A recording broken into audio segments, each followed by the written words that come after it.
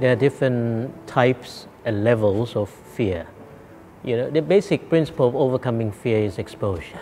You face the fear, but this is easier said than done. So there are professionals who can help you deliver what we would call behavioral therapy to help your child overcome specific fears. But mind you, be careful, not all fears are pathological. That means not all fears are bad. Some fears are developmental, like fears of strangers at the age of about 2 or 3, fears of separation is okay. But when you're in doubt whether the fears are healthy or too much, then you seek expert advice. You can come and see one of our doctors here who can advise you whether the child needs treatment or not.